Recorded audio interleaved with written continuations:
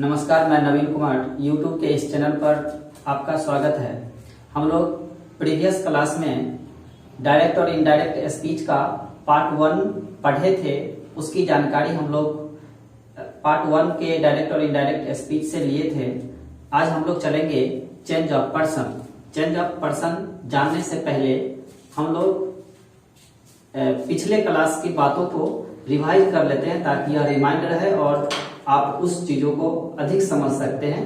ताकि पिछली बातों को थोड़ा सा आप ये कर लेते हैं तो अधिक समझ में आएगा। तो हम लोग पढ़ते हैं, पहले रिमाइंड कर लेते हैं, रिवाइज कर लेते हैं।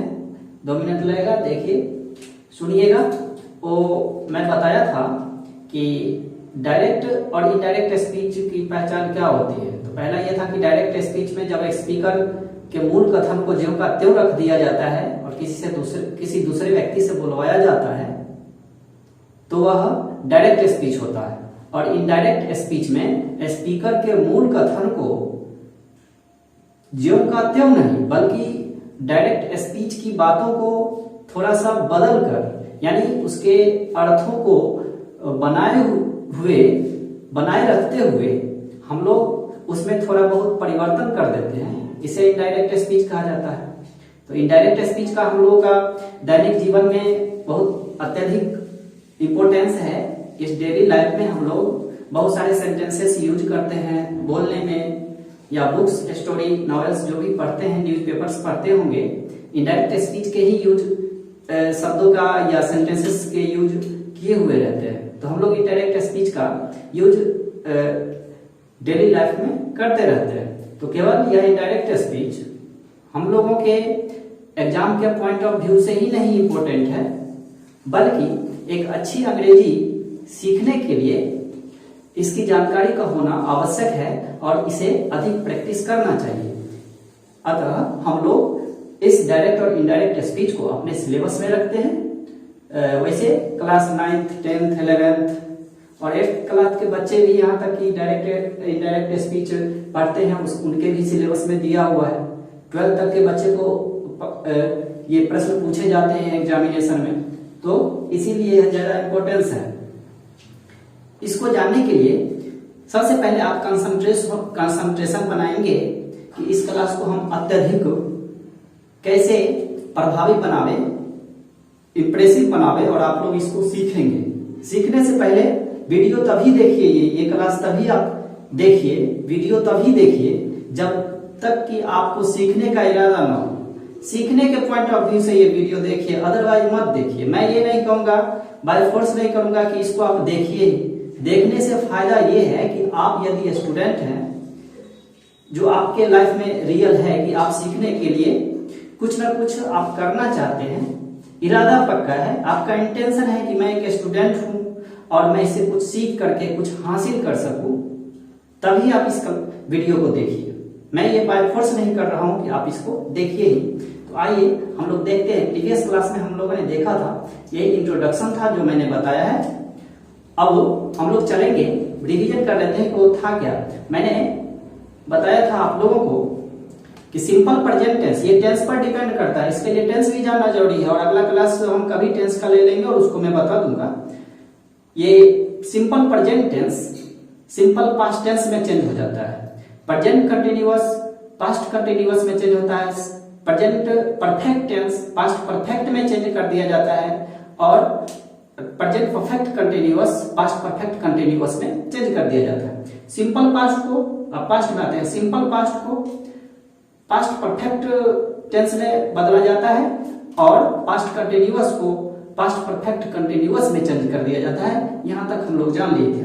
और आज हम लोग देखेंगे चेंज ऑफ पर्सन का क्या रूल है। ये आसान है, आप समझ जाइएगा यदि सही से देखिएगा तो, और ध्यान से देखिए और समझिए यहाँ पर क्या है। सीखना चाहते हैं तो इसको अवश्य देखिए और पढ़िए मन से। और एक बात और है, if you support me I will help you. यदि आप मेरी सहायता करेंगे, सपोर्ट करेंगे तो मैं भी आपको अधिक से अधिक बता पाऊंगा। कमेंट कीजिए कि क्या पढ़ना है, क्या आपके समझ में नहीं आया, तब मैं इस चीज को अधिक से और गहराई से बताऊंगा। कमेंट कीजिएगा ये प्रॉब्लम है, तभी तो मैं बता पाऊंगा ना। आपके प्रॉब्लम्स को मैं वैसे कैसे जान पाऊंगा। आप देखिए, उसको कमेंट कीजिए और इसको सब्सक्राइब कर लीजिए इस चैनल को, ताकि हर एक चैप्टर जो ग्रामर का होगा आपको नोटिफिकेशन मिल जाएगा। तो चलिए हम लोग आते हैं, इसको पढ़ते हैं, जानते हैं एक एक करके कि चेंज ऑफ पर्सन होता क्या है। पहला है, ये मैंने लिखा है यहाँ पे, देखिए सेंटेंस पढ़िए। मैं यहाँ लिख दिया हूँ चेंज ऑफ पर्सन 1 2 3 और नीचे वाले बॉक्स में है SON। इसका क्या मतलब है पहले ये देख लीजिए। 1 2 3 बाय SON। 1 का मतलब फर्स्ट पर्सन, 2 का मतलब सेकेंड और 3 मतलब third person. First person, second person, third person. मैंने ये लिखा है आपको 1 2 3 means 1 means first, 2 means second और 3 मीन्स थर्ड। और ये पर्सन से लेना है, क्योंकि हम लोग पढ़ ही रहे हैं change of person. First person according to subject change करेंगे, जब हम लोग इनडायरेक्ट स्पीच में चेंज करेंगे तब। सेकेंड पर्सन को ऑब्जेक्ट के अकॉर्डिंग करेंगे चेंज, और थर्ड पर्सन को नो चेंज, यानी third person will be not changed while we are changing into indirect speech from direct speech। Direct speech से इनडायरेक्ट स्पीच में बदलते समय हम लोग इनडायरेक्ट स्पीच के सब्जेक्ट को चेंज नहीं करते हैं। ये 3 रूल्स हैं, इसको आप लोग अच्छी तरह से देखिए और प्रैक्टिस कीजिएगा। बुक लीजिएगा, प्रैक्टिस कीजिएगा। डाउट होगा कमेंट करके पूछ सकते हैं। आइए देखते हैं। नंबर 1 में मैंने एग्जाम्पल दिया है, ये एग्जाम्पल है, एग्जाम्पल समझिएगा, अधिक समझ में आएगा। एग्जाम्पल समझ लीजिए, बनेगा। नंबर 1 में मैंने लिखा है, he said to me I saw a tiger. ये प्रश्न है, इसको हम चेंज कैसे करेंगे। सेड टू को मैंने टोल्ड लिख दिया है, आगे चूंकि ऑब्जेक्ट है, अब जब ऑब्जेक्ट रहता है तो टू का यूज होता है क्वेश्चन में। टू है तो मी ऑब्जेक्ट है, ये रिपोर्टिंग वर्ब है। आप ये भी जानते हैं कि ये रिपोर्टिंग वर्ब है। यहां से यहां तक का पार्ट रिपोर्टिंग वर्ब है। मैं इसे आरही करके पॉइंटेड कर रहा हूं और इसको RS से reporting verb. I saw a tiger, reported speech. I have pointed it RS, और इसको मैंने RS रिपोर्टेड स्पीच। अब देखना ये है कि इसको चेंज कैसे करते हैं। रूल्स क्या है, चेंज ऑफ पर्सन कैसे चेंज होगा। ही सेड टू मी, तो ही टोल्ड मी मैंने लिख दिया, सेड टू को टोल्ड लिखा, मी है मी लिखा और इन्वर्टेड कॉमा के स्थान पर और कॉमा हटा दिया मैंने, दैट लिखा। इन्वर्टेड कॉमा भी रिमूव कर दिया जाता है। और ये क्या है, फर्स्ट पर्सन है। यही फर्स्ट पर्सन रिपोर्टेड स्पीच का first person according to subject. किसके अकॉर्डिंग, तो according to reporting verb. Reporting verb के अनुसार। तो मैंने लिखा ही, तो यहाँ है क्या, तो ये सब्जेक्ट अब नहीं रहेगा, अब हो जाएगा ये ही, क्योंकि यहां पर मेरी रिपोर्टिंग वर्ब का सब्जेक्ट ही है। अब ही, और ये सेंटेंस है, मैंने बताया था सिंपल पास्ट है, तो सिंपल पास्ट क्या हो जाएगा, पास्ट परफेक्ट में बदल जाएगा।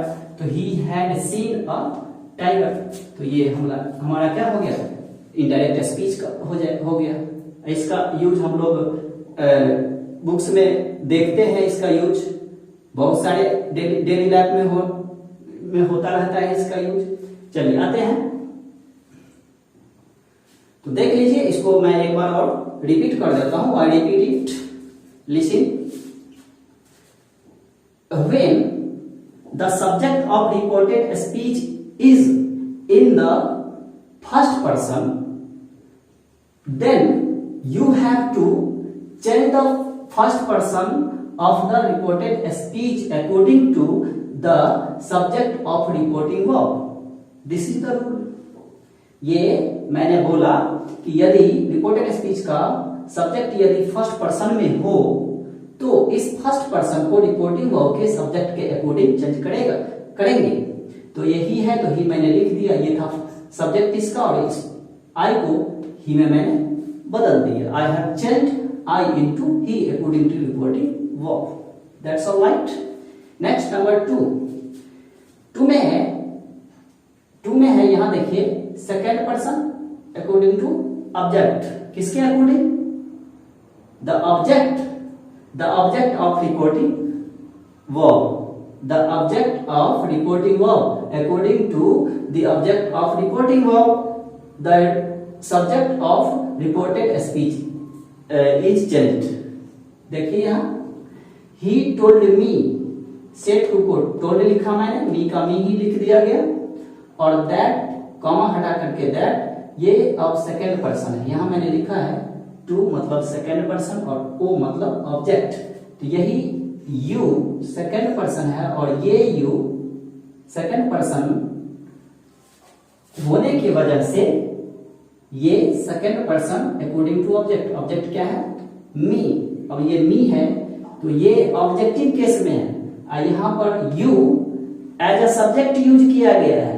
तो इस मी का सब्जेक्टिव केस, ये केस एक चैप्टर है, उसमें अधिक समझ में आएगा, मैं क्लास करूंगा, इसे जान लीजिए। सब्जेक्ट के फॉर्म में रखेंगे, मी ऑब्जेक्ट फॉर्म में है, इसको मैंने सब्जेक्ट के फॉर्म में यानी सब्जेक्टिव केस में डाल दिया, क्योंकि यहाँ पर मैं यू है सब्जेक्ट, तो इसको भी मैंने सब्जेक्ट बनाया। अब ये हैव डन दिस, तो आई हैड डन दैट, और ये दिस दैट में मैंने चेंज कर दिया। एक बार और देखिए, once again I repeat it. When the subject of reported speech is in the second person, you have to change the subject of reported speech according to the object of reporting verb.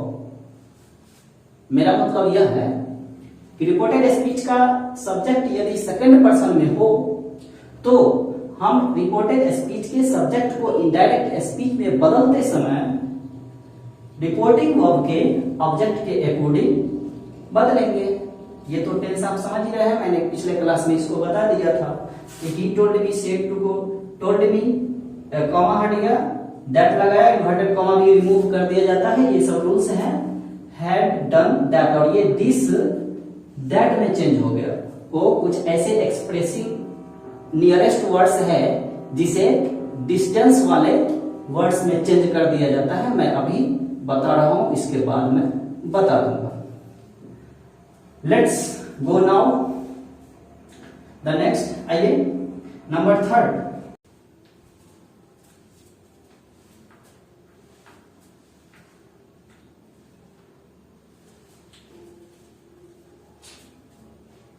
हाँ, तो चलिए हम लोग चलते हैं third rule. यहां देखते हैं second person according to object है। अब ये third person no change, third person is not change in while you are changing into indirect speech from direct speech. ये इनडायरेक्ट स्पीच में बदलते समय हम लोग थर्ड पर्सन को इनडायरेक्ट स्पीच में चेंज नहीं करेंगे, यानी वो सब्जेक्ट जो कहते हो रह जाएगा, उसको हम लोग चेंज नहीं करते हैं। तो ही सेड टू मी, तो मैंने लिख दिया ही टोल्ड मी दैट, ये तो समझ रहे होंगे यहाँ तक आप लोग अच्छी तरह से। अब इन्वर्टेड कॉमा और कॉमा को मैंने रिमूव कर दिया, किया ही जाता है, यही रूल है। सी यही है थर्ड पर्सन। अब रिपोर्ट, ये तो आप पहले फर्स्ट सेंटेंस में आपने देखा कि रिपोर्टेड स्पीच है, फर्स्ट क्लास में ही मैंने बताया था ये रिपोर्टेड स्पीच है, सभी होंगे रिपोर्टेड स्पीच। ये भी रिपोर्टेड स्पीच है, ये रिपोर्टिंग वर्ब है, ये रिपोर्टिंग वर्ब है, रिपोर्टिंग वर्ब है, रिपोर्टेड स्पीच है। अब थर्ड रूल में ये कहा जा रहा है कि if the subject of reported speech is in the third person, you have to change the subject of the reported speech according to this rule। यानी इस रूल को फॉलो करते हुए हम लोग चेंज करेंगे।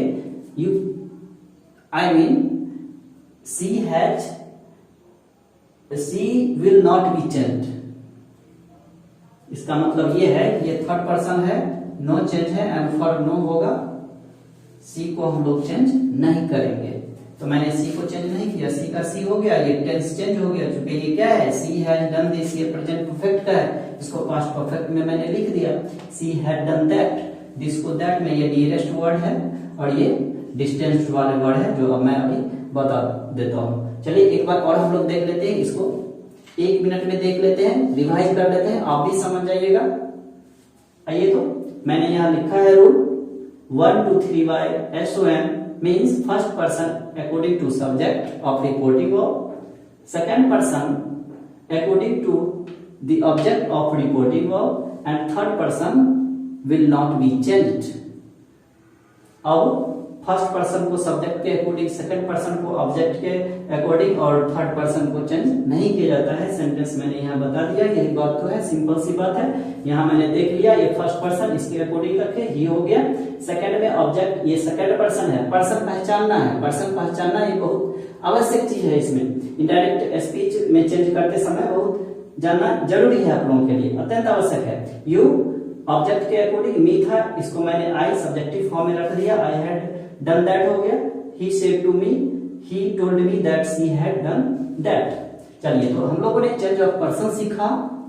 इसमें एक दो बातों का ख्याल आप किए होंगे कि मैं जब बताया था इसको, तो बताते समय कुछ ऐसी बातें हैं जो मैंने नहीं बताया, मैं बता दे रहा हूं। जब आप reported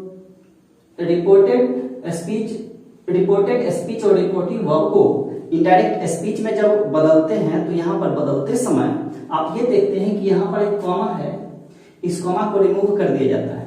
inverted comma reported speech के अंदर वाला भाग जो है रिपोर्टेड स्पीच, और बाहर वाले भाग को रिपोर्टिंग वर्ब कहते हैं, जानते हैं आप लोग, मैंने बताया भी था। तो इस इन्वर्टेड कॉमा को भी रिमूव कर दिया जाता है, कॉमा को भी हटा दिया जाता है। और ये चूंकि ये सारे के सारे एग्जाम्पल मैंने दिए हैं, तो ये सब के सब असर्टिव सेंटेंसेस हैं, और जो काइंड्स ऑफ सेंटेंसेस हैं उसके अकॉर्डिंग भी हम लोग इसको चेंज करते हैं। तो जब यह असर्टिव सेंटेंस है तो कॉमा के स्थान पर दैट का यूज किया जाता है। और जैसे और है, वेदर होगा, इंट्रोगेटिव में वेदर हो जाता है, इंपेरेटिव में टू हो जाता है, इफ भी हो जाता है, इफ का यूज होता है, इफ वेदर इंट्रोगेटिव में यूज हो जाता है, कहीं टू का यूज हो जाता है इनडायरेक्ट स्पीच में बदलते समय, ये कॉमा के स्थान पे। तो मैंने दे दिया है ना, कॉमा के स्थान पर दैट में, चूंकि ये सब सारे के सारे असर्टिव सेंटेंसेस हैं, इसीलिए मैंने दैट का यूज किया। तो कहीं टू का होगा, आगे चल के मैं बताऊंगा आप लोगों को। तो ये था आप लोगों का चेंज ऑफ पर्सन। चलिए, अच्छा होगा कि आप लोग स्क्रीनशॉट इसका ले सकते हैं, ले लीजिए स्क्रीनशॉट।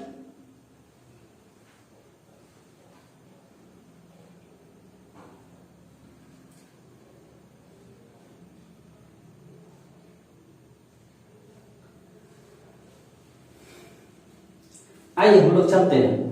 तो हम लोग ने चेंज ऑफ पर्सन पढ़ा, अब हम लोग देखते हैं कि कुछ नियरर वर्ड्स हैं जो इनडायरेक्ट स्पीच में चेंज करते समय बदला जाता है। अब हम लोग उस वर्ड्स को देख लेते हैं। एक चीज और मैं बताना भूल गया, वो ये है कि यदि रिपोर्टिंग वर्ब यदि पास्ट टेंस में हो तभी हम लोग इसे चेंज करेंगे, अदरवाइज नहीं करेंगे। यदि फ्यूचर टेंस में रहे या सिंपल प्रेजेंट में रहे, प्रेजेंट टेंस में रहे, यदि रिपोर्टिंग वर्ब प्रेजेंट टेंस में रहे या फ्यूचर टेंस में रहे, तो इसे हम चेंज नहीं करेंगे, उसे जो कहते हैं छोड़ देंगे। केवल पास्ट टेंस में जब रहे रिपोर्टिंग वर्ब, तब हम लोगों को रिपोर्टेड स्पीच वाले पार्ट्स को चेंज करना पड़ता है। तो चलिए हम लोग आगे देखते हैं। अब नियरर वर्ड्स डिस्टेंस वाले वर्ड्स में कैसे बदलते हैं, मैं इसको बता दे रहा हूं। चलिए आगे आते हैं।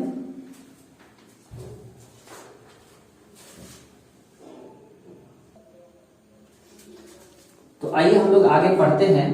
जो मैंने बताया था कि नजदीक वाले वर्ड्स जो दूर वाले वर्ड्स को एक्सप्रेस करते हैं इनडायरेक्ट स्पीच में बदलते समय, उसको हम लोग देख लेते हैं। देखिए मैंने लिखा है वर्ड्स एक्सप्रेसिंग नियरनेस। ऐसे शब्द जो डायरेक्ट स्पीच में नियरनेस रहते हैं यानी नजदीक वाले वर्ड्स होते हैं, are generally change into words showing distance. दूर वाले शब्दों में चेंज करते हैं जब हम इनडायरेक्ट स्पीच में चेंज करते हैं। देखिए यहाँ पे दिस को, दैट, दिज, दोज में चेंज करेंगे। नाउ रहेगा तो देन में, एगो को बिफोर में चेंज कर देंगे। इनडायरेक्ट स्पीच में जब ये यूज होगा, मैंने एक एग्जांपल पीछे बताया भी था चेंज ऑफ पर्सन में।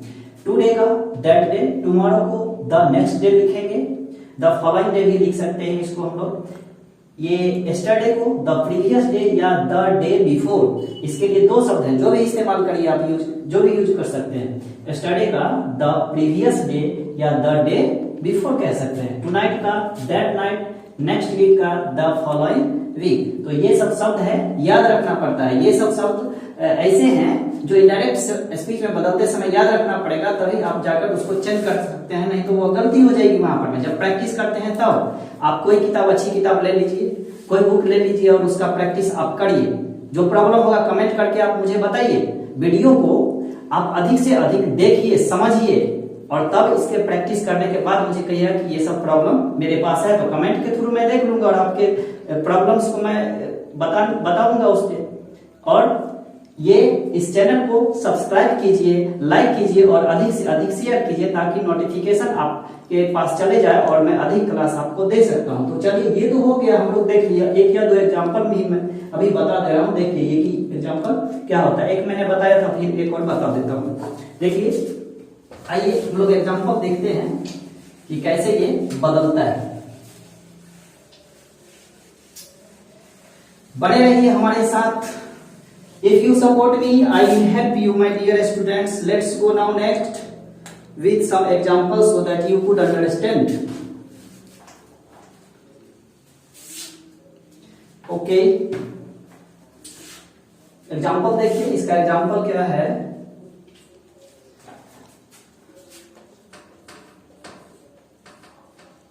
My friend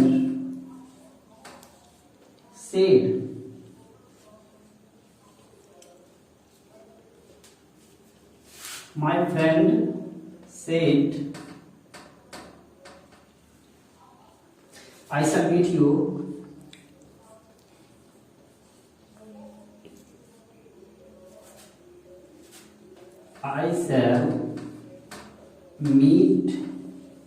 you tomorrow.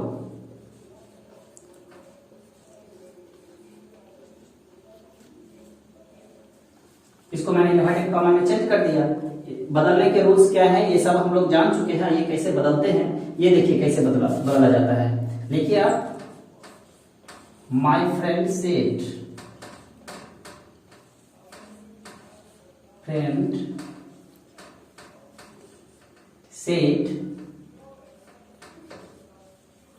that this is the first person and the first person you have to change according to the subject according to the reporting verb. I first person I हो जाएगा, ये first person का है, possessive case में है।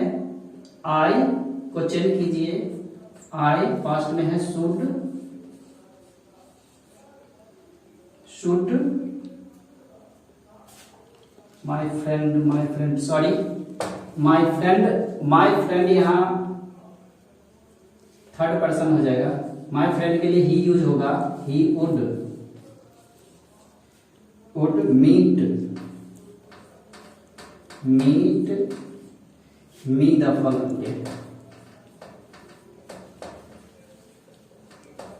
following day. यहाँ पर ये टुमारो शब्द था, इसी टुमारो को मैंने फॉलोइंग डे लिख दिया। यही तो शब्द है, ये एग्जाम्पल था। इस तरह से अधिक प्रैक्टिस कीजिए और हम लोग मिलते हैं नेक्स्ट वीडियो में। तब तक के लिए थैंक यू। वीडियो को अधिक से अधिक शेयर कीजिए और चैनल को सब्सक्राइब कीजिए। Thank you so much and have a nice day. Be healthy my dear students.